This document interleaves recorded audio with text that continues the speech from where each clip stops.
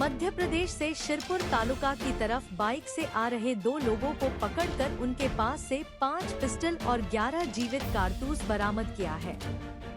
वे लोग इन हथियारों को क्यों और किसके लिए ला रहे थे, पुलिस इसकी जांच कर रही है।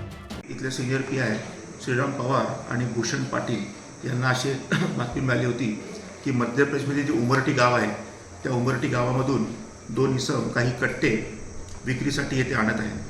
त्या अनुषंगाने त्यांनी ट्रॅप लावला असता बाबासाहेब रामभाऊ मिसाळ हा वय 48 संभाजीनगर येथे राहणारा आरोपी आहे आणि परमेश्वर भाऊसाहेब मिसाळ हा जालना येथे राहणारा आरोपी आहे। या दोघांनाही ताब्यात घेतले असता आपल्याला एकूण 5 गावठी कट्टे त्याचप्रमाणे 9 mm असे 11 जिवंत काडतूस असे आपल्याला मिळालेले आहे आणि एकूण 3 लाखाच्या वर मुद्देमाल आपण जप्त केलेला आहे।